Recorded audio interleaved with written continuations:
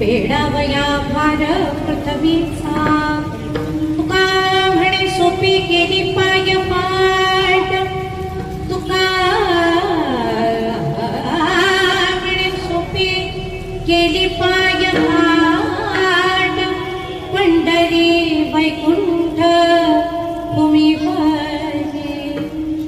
या पुंडलिके केला उपकार तेडावया भार पृथ्वीचा विठ्ठल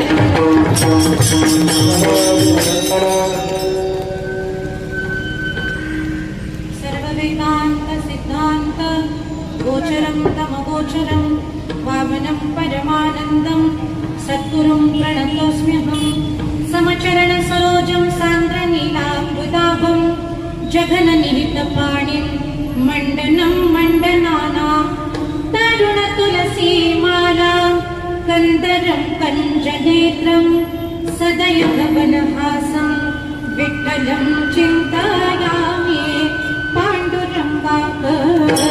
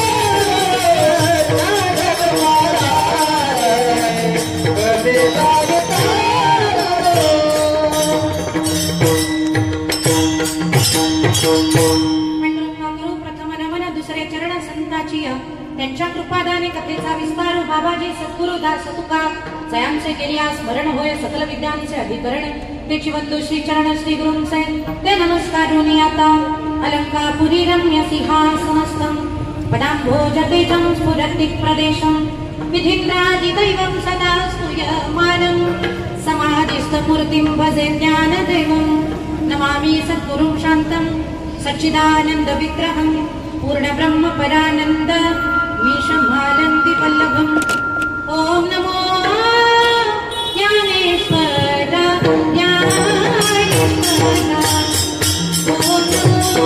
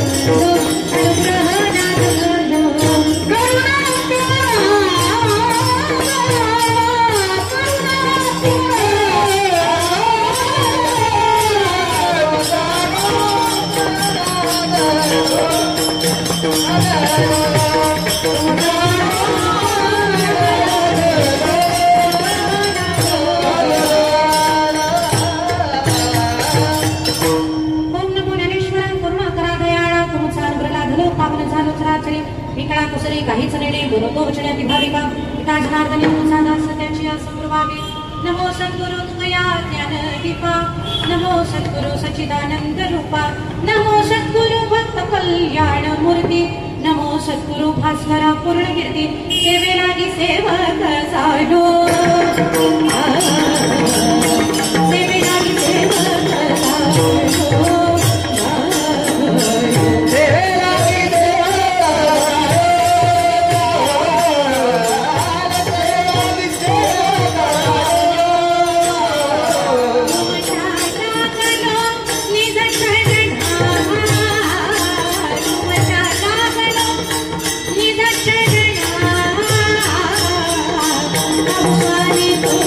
Hare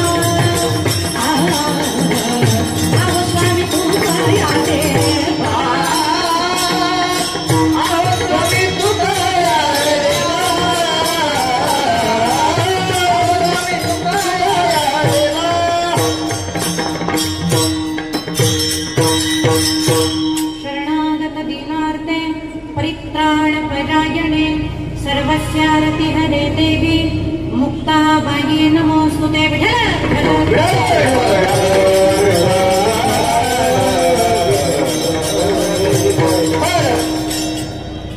रामकृष्ण इको बंद केला तरी चालेल. आज आपण सर्व मंडळी परात्पर अखिलेश्वर अकारण करुणावरुणालय भक्तवांछा कल्पतरू रुक्मिणी प्राणसंजीवन महाराष्ट्राचा आराध्य दैवत षड्गुण ऐश्वर्य संपन्न पंढरपूर निवासी श्रीमंत श्री पंढरीश परमात्म्याच्या कृपाशीर्वादानं त्याच्या छत्रछायेखाली महाराष्ट्रातील जनमानसामध्ये जाज्वल्य इतिहास नुसता घडवला नाही तर इतिहास घडवण्याची क्षमता ठेवणारी माणसं आणि पिढी ज्या व्यक्तिमत्वानं निर्माण केली ते या महाराष्ट्राचा आराध्य दैवत छत्रपती श्रीमंत श्री शिवाजी महाराज यांच्या पदस्पर्शानं पुनीत आणि पावन झालेली ही सातारा जिल्ह्याची भूमी आणि या राजधानीच्या भूमीमध्ये त्यांच्याच कुळातील त्यांच्याच घराण्यातील त्यांचेच वंशज या परिसराचे विकासरत्न कार्यसम्राट आमदार आदरणीय शिवेंद्रसिंहदादा भोसले यांचे पितृतुल्य पिताश्री वैकुंठवासी परमादरणीय प्रातस्मरणीय अभयसिंहराजे यांच्या पुण्यतिथी निमित्तानं चालू असणारा त्रिदिनीय नामयज्ञ सोहळा आणि या त्रिदिनीय नामयज्ञ सोहळ्यामध्ये आजची ही द्वितीय दिवसाची सेवा माझ्याकडे आलेली आहे. पण खरं तर शहराच्या ठिकाणी वारकरी कीर्तनाला थोडस लोक जमतील नाही जमतील किंवा कार्यक्रम उठेल नाही उठेल ह्या शक्यता पहिल्यांदा पडताळून बघाव्या लागतात आणि त्या पडताळण्यासाठी धारिष्ट असावं लागतं धाडस असावं लागतं आणि ते धाडस ज्यांनी केलेलं आहे ते छत्रपतींच्या विचारांचे वंशज असणारे आदरणीय फिरोजभाई पठाण. खरं तर यांचं मनपूर्वक ऋण व्यक्त केलं पाहिजे कारण नाव ऐकलं की बऱ्याच जणांच्या भुवया उंचवतात. पठाण साहेबांनी सत्ता ठेवला कबीर मोमिन लतिफा मुसलमान सेना नावी जाण विष्णुदास आणि यातायाती धर्म नाही विष्णुदासा या प्रमाणाला न्याय देण्याचं काम या ठिकाणी पठाण साहेबांनी केलेलं आहे. त्यांनी या ठिकाणी हा त्रिदिनीय नामयज्ञ सोहळा आयोजित केला म्हणून त्यांचं एकदा मनपूर्वक ऋण व्यक्त करते आणि आता थेट अभंगात प्रवेश करते कारण 7 ते 9 अशी कीर्तनाची वेळ होती आणि आपल्या पंचपदी सकट सगळं उरकायला 8 वाजलेले आहेत. त्याच्यामुळे आता अभंगामध्ये प्रवेश केला पाहिजे. किमान 60 मिनिटं तरी मला बोलता यावीत अशी माझी माफक अपेक्षा आहे. इथलं कीर्तन झाल्यावर मला पुढचं कीर्तन आहे अक्षय महाराजांना माहिती आहे 9 ते 11 पुन्हा मेढ्याचं कीर्तन आहे. म्हणजे तसं मी 9च्या अगोदर उरकणार नाहीये पण इथं किमान 60 मिनिटं मला हक्काची मिळावी आणि तुम्हाला ऐकता यावं याच्यासाठी आता थेट अभंगात प्रवेश. कीर्तनरूपी सेवेकरता निवडलेला अभंग महाराष्ट्र सारस्वताला ललांभूत ठरणारं साहित्य ज्यांच्या मुखारविंदातून निघालं वारकरी मायबापांच्या कर्णकुहरात ते अमृत लहरींसारखं बरसलं ज्यांच्या स्वतंत्र प्रतिभेला आज तागायतच्या सकल संतांनी पंचवेद अशी मान्यता दिलेली आहे ज्यांना ज्ञानी अमरेंद्र बोधामृत चंद्र ऐश्वर्य समुद्र परम सुभद्र वैराग्य भूषण वैराग्य राग रसिक असं म्हणलं जातं ते देहू निवासी श्रीमंत श्री जगद्गुरु तुकोबराया यांचा 3 चरणाचा आणि वैकुंठाची प्राप्ती करून घेण्यासाठी जीवानं काय करावं लागतं आणि जीवाला नाही करता आलं तर संतांनी आपल्यासाठी काय करून ठेवलेलं आहे हे प्रतिपादित करणारा उत्कृष्ट असा अभंग सेवेकरता निवडलाय.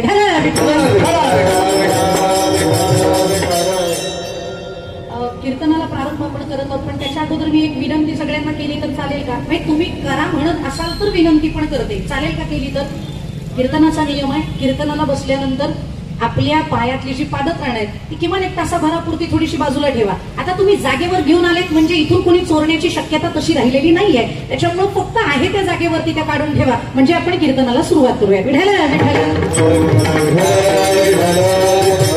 त्यासाठी भजन केलेलं आहे याच्यासाठी केला होता हास याच्यासाठी केला होता हास शेवटचा दिस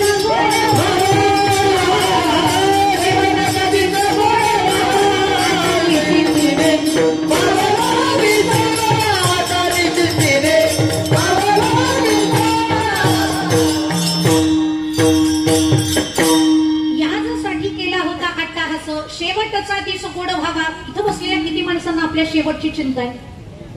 हो इथं जगण्याची चिंता राहिलेली नाही तर मरणाची चिंता कोण करेल? हो पण चिंता केली पाहिजे. आणि का केली? अहो सगळीकडे जायचा आपण विचार करतो मृत्यूचा विचार आपण करायला नको का? अहो नुसतं वारीला जातात लोक. इथून कोणी वारीला जात असेल ना?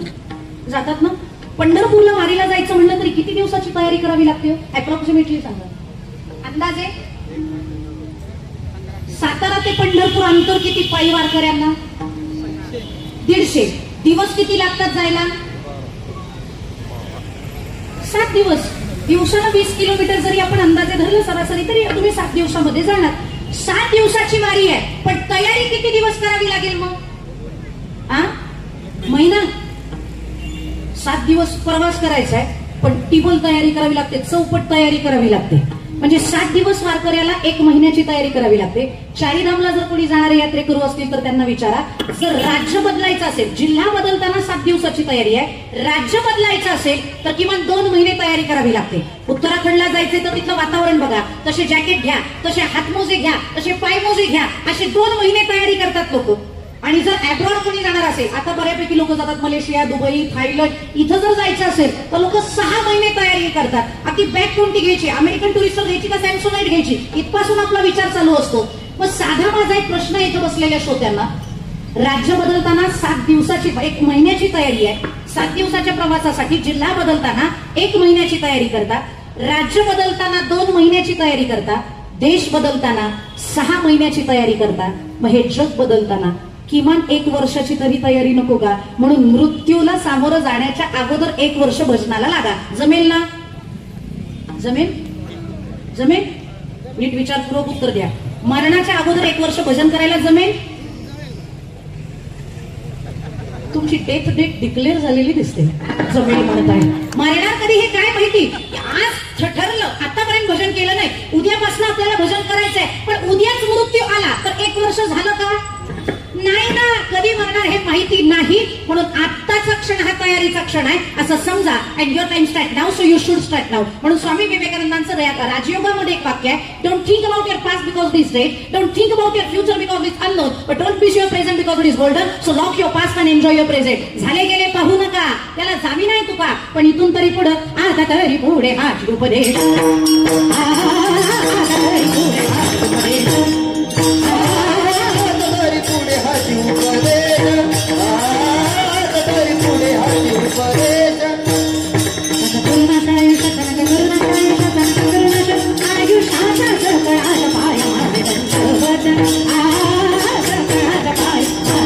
सुखाचा विचार करून भजनाला प्रवृत्त व्हावा असं माझं वैयक्तिक मत आहे. इथे बसलेल्या प्रत्येक व्यक्तिमत्वाला माझा एक प्रश्न आहे, सुखी आहात?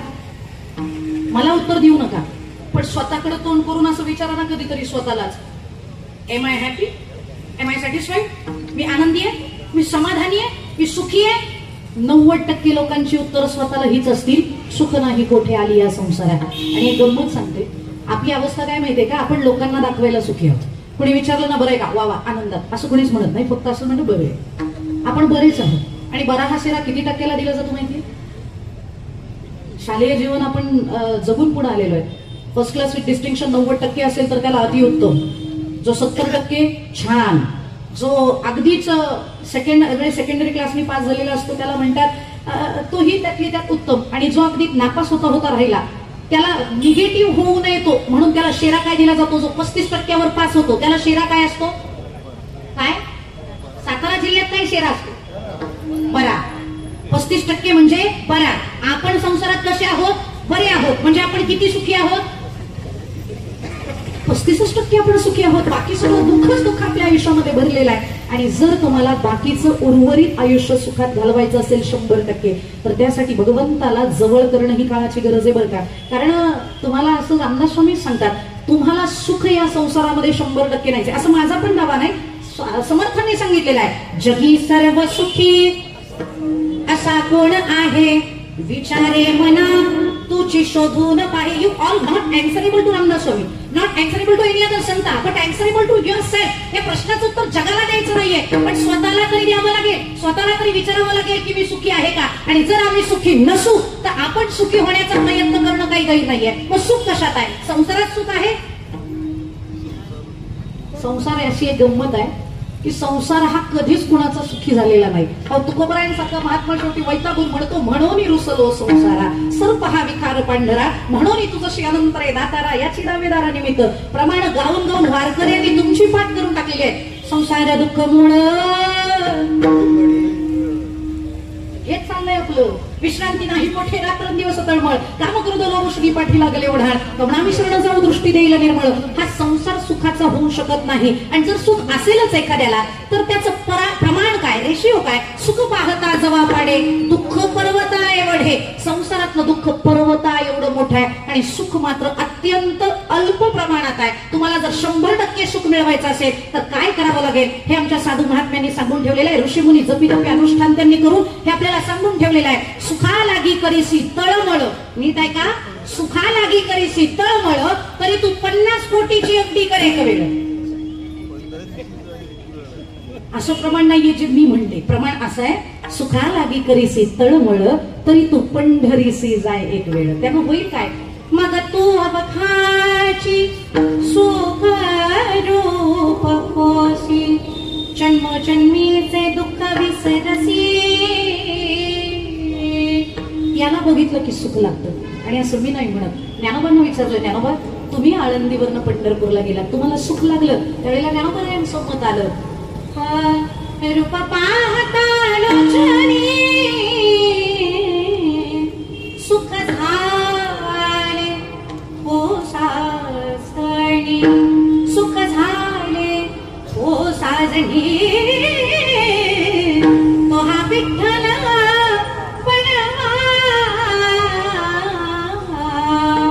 ज्ञानोबरायांना देवाला पाहिल्यावर सुख लागलं. रूप पाहता लोचनी सुख झाले हो साजणी. त्याला बघितल्यावरती जर ज्ञानोबरायांना सुख होत असेल तर आपल्याला होणार नाही का? त्याला बघितल्यावर सुख लागतं का? कारण त्याच्या इतका सुखरूप दुसरा कोणी नाही. सुखरूप ऐसा तुझा कोणी सांगा, माझ्या पांडुरंगा सारिखा तो. त्याला बघितल्यावर सुख लागतं म्हणून पंढरपूरला जावा. आणि नामदेव महाराज अख्ख्या भारतभराचं भ्रमण करून आले आणि माघारी आल्यावर पंढरपुरातल्या काही वारकऱ्यांनी नामदेव महाराजांना विचारलं, आता तुम्ही सुखी आहात का? अख्खा भारत फिरला, आता तरी सुख लागलं असेल ना? त्यावेळेला नामदेव महाराज म्हणतात, नाही, भारत फिरलो पण जे सुख पंढरपुरात लागतं ना ते कुठंच जगाच्या पाठीवर लागलं नाही. आणि मला सुख लागण्यासाठी आता एक करू द्या. काय करू द्या ते नामदेव महाराज एका प्रमाणात सांगतात, पाहू द्या विठोबाचे मुख, लागलीसे भूका, लागलीसे भूका, डोळा माझा पाहू द्या दिवस विठोबाचे मुख. मला एकदा त्याला बघू द्या. त्याला बघितलं की सुख लागेल, त्याला बघितलं की समाधान लागेल. पण आपल्यालाही सुख मिळवायचं असेल तर पंढरीला गेलं पाहिजे. त्याला बघितल्यावर सुख लागतं का? कारण तो दिसायला सुंदर आहे. किती सुंदर आहे! राजस सुकुमार मदानाचा पुतळा, रवी शशी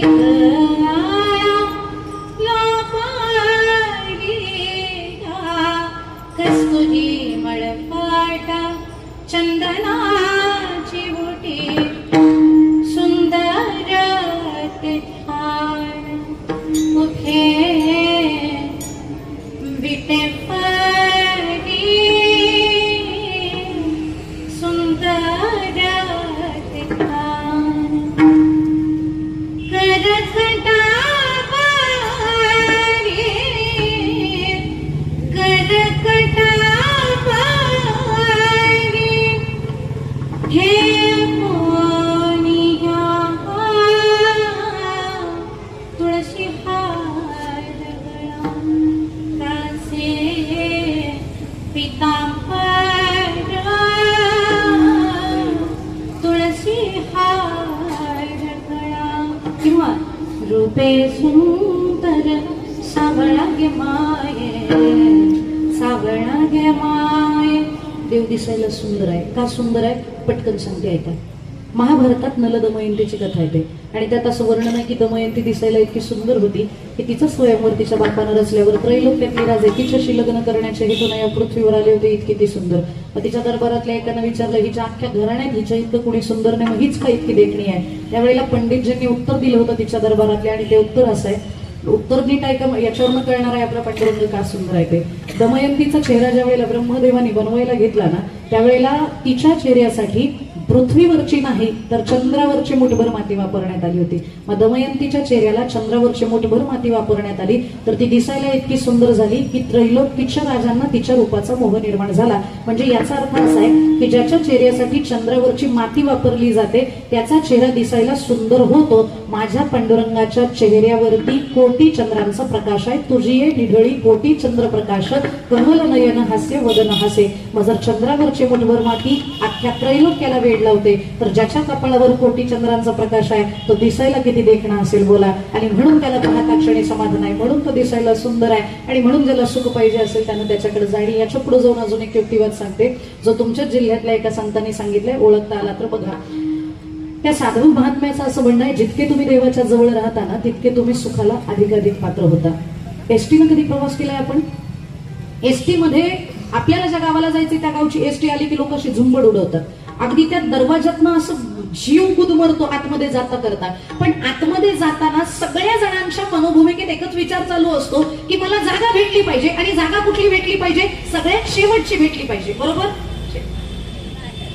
शेवटची ना, मग पुढं ड्रायव्हरच्या जवळ जागा भेटली पाहिजे. बरं, काय ड्रायव्हरच्या जवळ जागा भेटली पाहिजे? शेवट जागा का नको? शेवट बसणारा मिनिटाला वरती जाऊन खाली हे करतो. घडोघडीला वैकुंठ गमन चालू असतं त्याचं. त्याच्यामुळे काही झालं तरी पुढची जागा.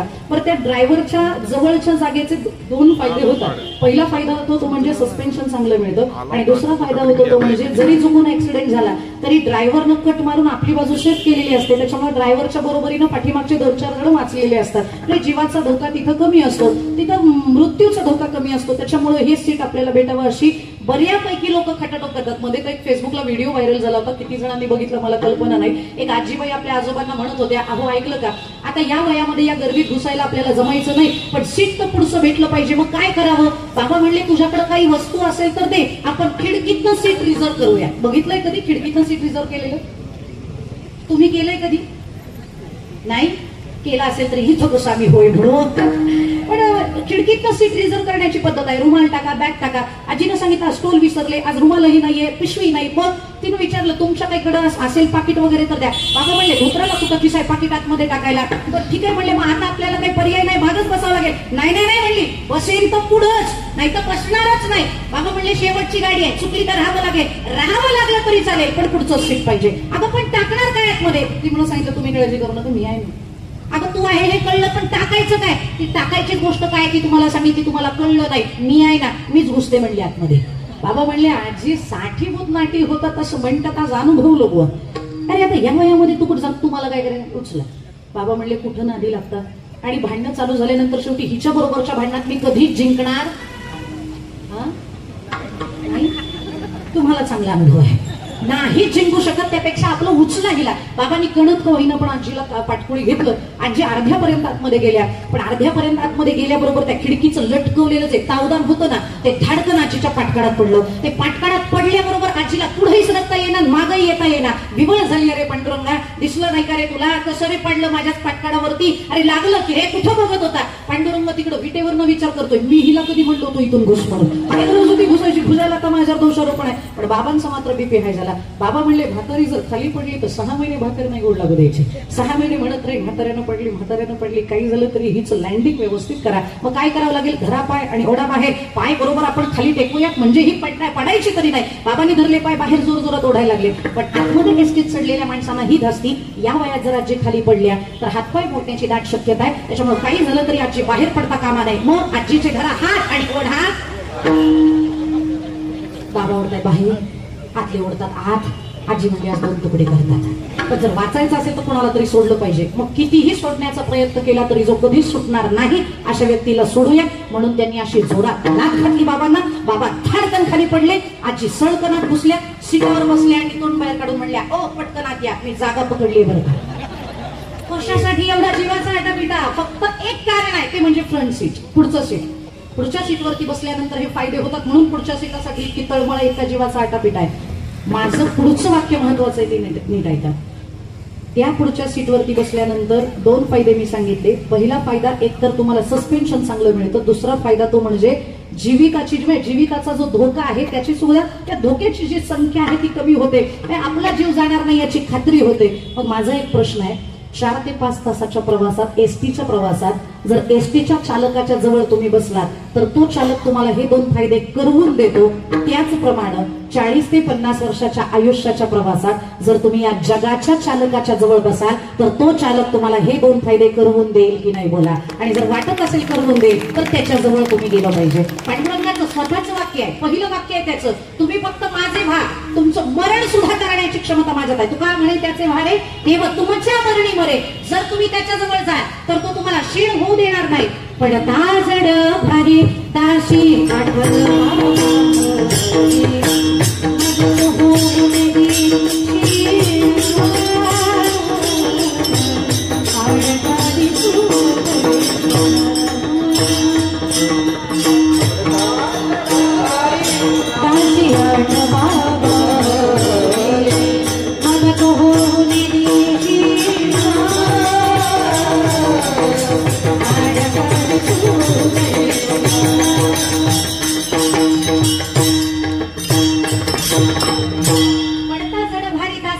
येत नाही. अशाने पंढरीला जाण्याची गरज नाही, देवच तुमच्या पाशी आणतो. म्हणून सातारा जिल्ह्याचे पुंडलिक ज्यांना म्हणता येऊ शकतं ते आमचे प्रवीण दादा शेलार, ज्यांचा शेला सातारा जिल्ह्याला गुंडाळलेला आहे असे आमचे शेलार महाराज. ते आज या ठिकाणी उपस्थित की काही असं वाटू नये मला.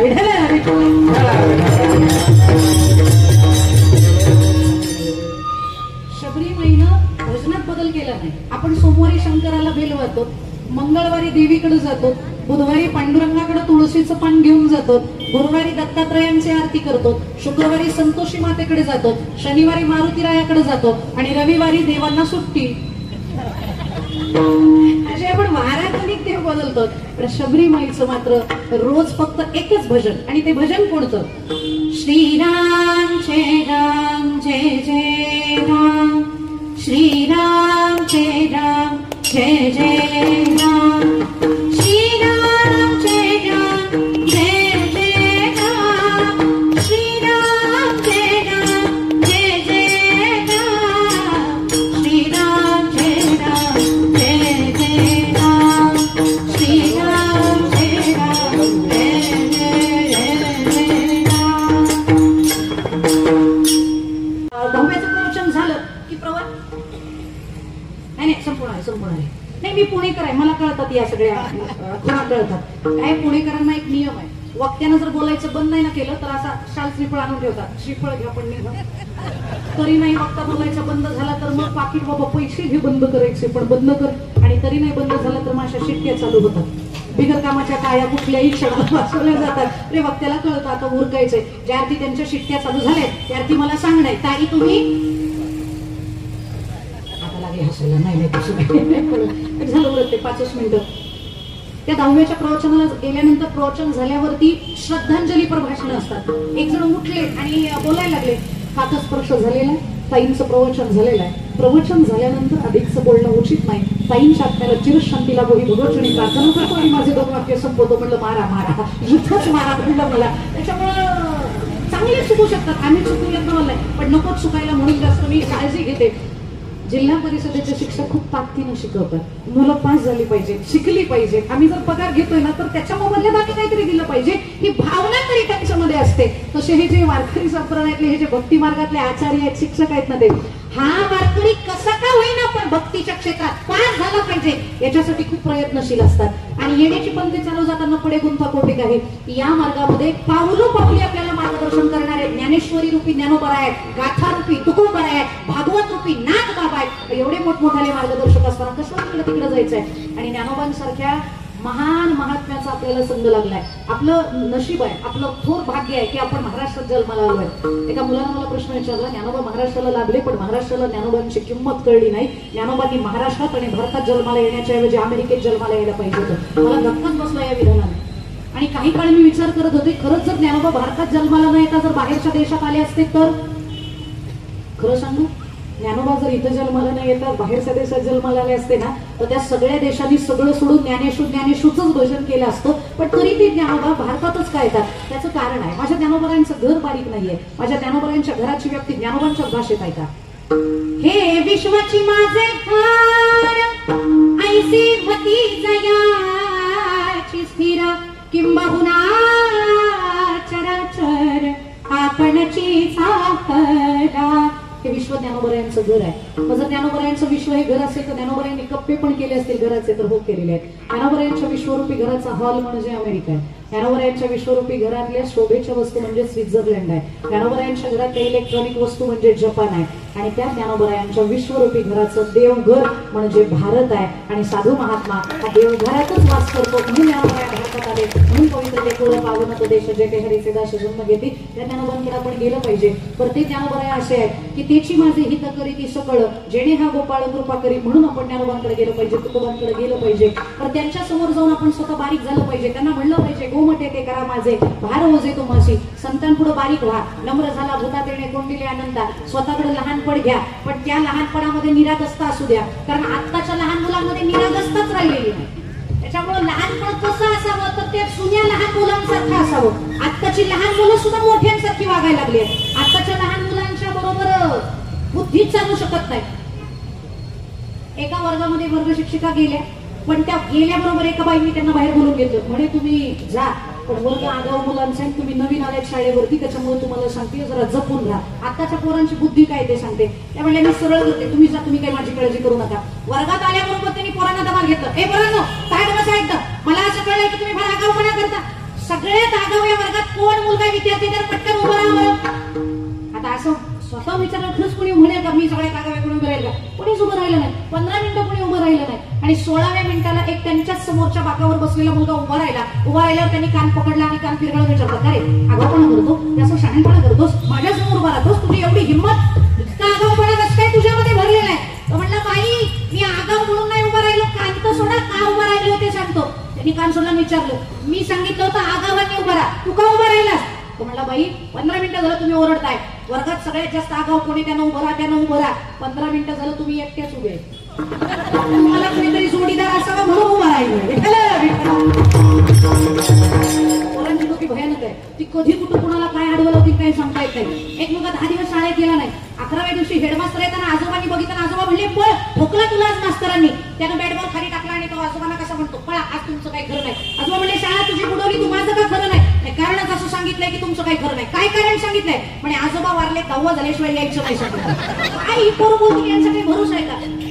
आजोबाला ऐकत नाही, बोलायला नवल नाही, वडिलांना ऐकत नाही. रिझल्टच्या दिवशी एक मुलगा घरी गेला आणि तो रिझल्ट असा पाठीमागं लपवला आणि आपल्या वडिलांना म्हणतो बसा बाबा जर मला परीक्षेत 90% मार्क पडले तर तुमची काय प्रतिक्रिया असेल? बापाला माहिती होतं हे 40च्या वर जाणार यातलं कार्ट नाहीये, पण तरी गोडीत विचारते तर गोडीतच उत्तर द्यावं. बापानं सांगितलं बाळा जर तुला 90% मार्क पडले ना तर आनंदानं वेडा होईल मी वेडा. त्या पोरानं रिझल्ट पुढे गेला. तो मला म्हणून तर नापास झालो, तुम्ही येडे झाले तर मला माझ्या आईला कोण सांभाळायचं? काय कुठं बोलतील? यांच्या डोक्याला डुकीच लागत नाही. ही आत्ताची पिढी आहे. आत्ताच्या मुलांचा जितका IQ म्हणजे ताकदीचा आहे ना तितका EQ राहिलेला नाही. त्यांना इमोशन्सच राहिलेले नाही. इंटेलिजंट क्वेश्चन्स 100 आउट ऑफ 100, पण emotion question that's not perfect. त्याच्यामुळे आत्ताच्या मुलांमध्ये निरागसता नाहीये. त्यांच्यामध्ये भावना किती शिल्लक आहे हे माहित नाही. म्हणून लहान मुलांमध्ये पूर्वीच्या जी निरागसता असायची ना ती निरागसता आपल्या मुलांमध्ये निर्माण झाली पाहिजे. त्यासाठी त्यांना आपल्या मराठीचं शिक्षण द्या बरं का.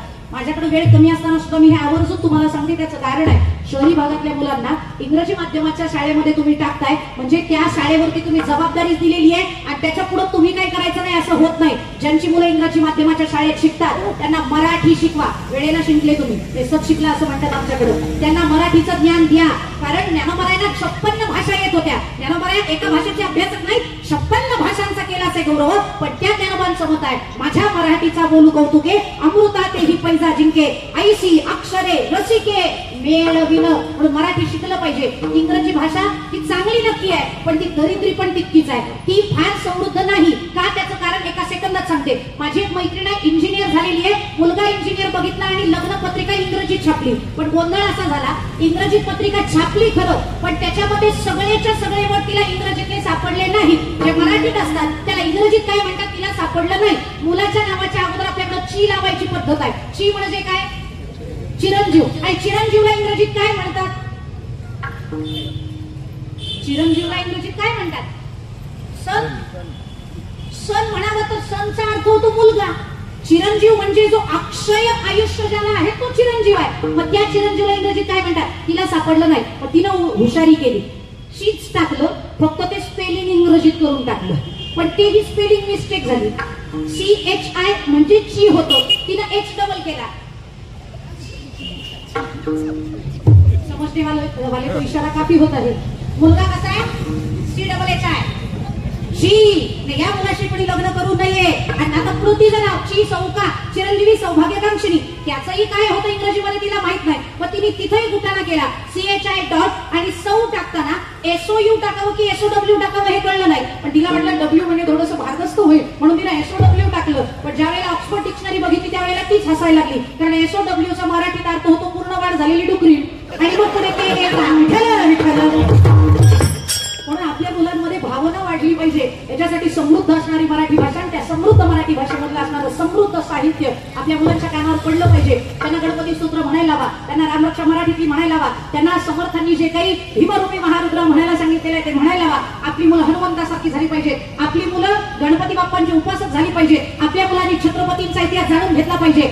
शाश्वत इतिहास असणाऱ्या या मातीमध्ये आपण जन्माला आलेली आहोत. आपली मुलं छत्रपती सारखीच असली पाहिजेत. यासाठी आपण त्यांना इतिहास शिकवला पाहिजे, तो मराठीतून शिकवला पाहिजे. म्हणजे मुलांचा भावनांकही सुधारेल. आणि मग ती निरावस्था त्यांच्यामध्ये उतरली की मग त्यांना सांगावं लागणार नाही की लहानपण देगा देवा मुंगी साखरेचा रवा जया अंगी मोठे पण तया यातना कठीण. अगदी निरावस्था जपणारी लहानता आपल्यामध्ये आली तर मग संतांना म्हणता येतं गो म्हटे ते करा माझे भार ओझे तुम्हाशी. आणि मग त्या संतांना आपली काळजी म्हणून त्या संतांनी विचार केला तुम्हाला देवाकडे जाता येत नाही तर देव खाली आणतो. म्हणून वैकुंठीची मूर्ती आणि भीमातिनी लाडका तो हरी यशोदेचा तया पुंडलिके केला उपकार फेडावया भार पृथ्वीचा. म्हणून तुका म्हणे सोपी केली पाय वाट पंढरी वैकुंठ भूमीवरी. तुम्हाला नाही वैकुंठात पांडुरंगाला भेटायला जाता आलं तर पंढरपुरात नक्की जा. तिथं तो तुम्हाला भेटेल. पण तिथं कोणत्या रूपात भेटेल? विठोबा रखुमाई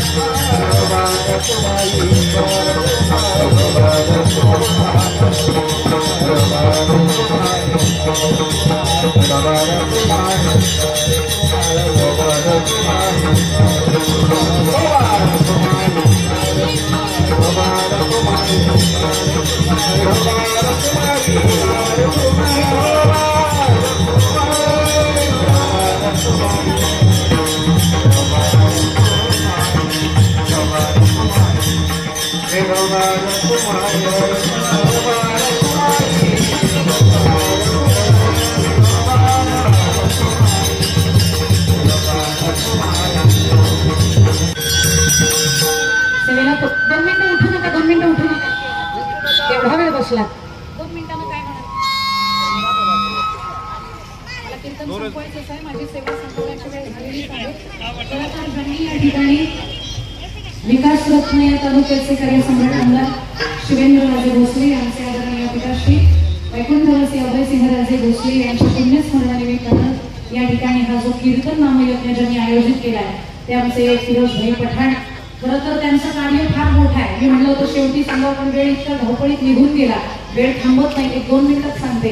कोविडचा कालावधी जो कधी कोणाच्याच नशिबात येऊ नये असा कालावधी गेला.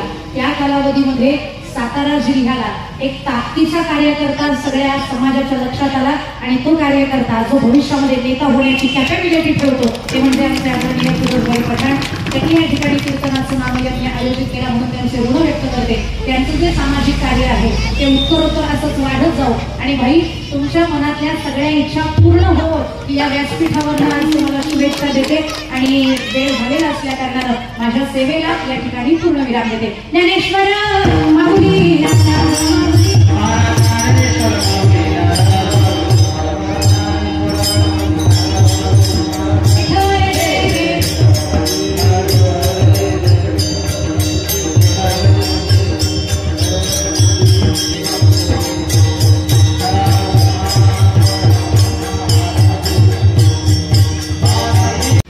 पुंडलिक वरद विठ्ठल श्री ज्ञानदेव तुकाराम सर्व संतांची जय. आज काहीच कीर्तन झालं. मी विलासपूरच्या आणि गोळीबारच्या सर्व नागरिकांच्या वतीनं सर्व इथं बसलेले माझ्या माता भगिनी आणि सर्व ज्येष्ठांच्या वतीनं काही तुम्ही माझ्या विलासपूरमध्ये आणि गोळीबारमध्ये इथं उपस्थित राहिला. खरं फक्त भाऊसाहेब महाराज कैलासवासी भाऊसाहेब महाराजांच्या पुण्यतिथी निमित्त आपण सगळेजण इथं जण उपस्थित राहिलाय. मला एवढंच सांगायचंय ताई, माझे नेते श्रीमंत छत्रपती आमदार शिवेंद्रराजे भोसले त्यांचे चिरंजीव कैलासवासी भाऊसाहेब महाराजांचे चिरंजीव आहे. त्यांच्या मार्गदर्शनानं आम्ही सगळे इथे बसलेले सर्व माझे मित्र, सर्व माझ्या माता भगिनी आणि सर्व ज्येष्ठ यांच्या मार्गदर्शनाखाली आम्ही या विलासपूर गोळीबारचं काम करत असतो. पण तुम्ही जेव्हा पुण्यावरून आला, मला चांगलं कीर्तन ऐकायला मिळालं. मी फक्त नावाला फिरोज पठाण आहे, बाकीचं मला सगळं जमतं. आता कीर्तन मी म्हणायला मी चालू करेन तेव्हा माझ्या विलासपूरच्या लोकांना छान बरं वाटेल. पण मी सगळ्या गोष्टीत सगळ्या पात्र मी करू शकतो आणि मी नावाला फिरोज पठाण आहे, पण माझं सर्व कार्य ज्या पद्धतीनं लोकांना हवे होतं, हवे असेल तसं मी करत असतो. भाऊसाहेब महाराजांची उद्या पुण्यतिथी आहे. भाऊसाहेब महाराजांच्या पुण्यतिथीला माझ्या ऑफिसला 10:30 वाजता आपण सगळ्यांना पुष्पहार हार घालायचा आहे, ही प्रयोजन करायचे. पुन्हा एकदा उद्या आपले शेलार महाराज म्हणजे माझ्या मी आवडते आणि सातारा तालुक्याचे आणि जावली तालुक्याचे आणि सातारा जिल्ह्याचे ताई खरंच आवडते म्हणून शेलार महाराजांना या तालुक्यात आणि या जिल्ह्यात ओळखलं जातं. त्यांचं उद्या आपल्या कीर्तन आहे. आपण सगळ्यांना उपस्थिती राहावी अशी मला नम्र विनंती आहे. जास्तीत जास्त माझ्या सगळ्या ज्येष्ठ सर्व इथं बसलेले सर्व विलासपूर गोळीबारचे ज्येष्ठ सर्व महिला आणि माझ्या माता भगिनी यांची ताई, तुम्ही मगाशी म्हणला शहरात असून बी एवढी गर्दी होती. खरं आमचं शहर नाहीये, हे गावच आहे. आता आम्ही शहरात गेलोय. आम्ही पहिले गावातच होतो, गाव विलासपूर नंतर नाव पडलं. गोडवली, आम्हाला गोडवली या नावानं ओळखलं जात होतं. पण तुम्ही आला, आमच्या कार्यक्रमाला चांगलं भजन केलं, कीर्तन झालं, आमच्या भजन बी होते इथं. भजन मंडळ बी आमच्या इथं महिला आहेत, त्यांचं बी स्वागत करतो. उद्या सगळ्यांना भाऊसाहेब महाराजांची पुण्यतिथी आपल्याला चांगल्या पद्धती करायची आणि मी तसं शिवजयंती करतो.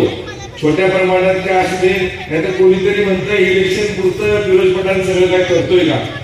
मागं मी सांगितलं, जेव्हा मी या विलासपूरला आहे तेव्हा मी जे काय पद्धतीने मी छोटा राहू मोठा राहू गरीब होऊ, मी म्हातारा झालो तरी माझं पोरग करेल एवढंच मी तुम्हाला सांगतो.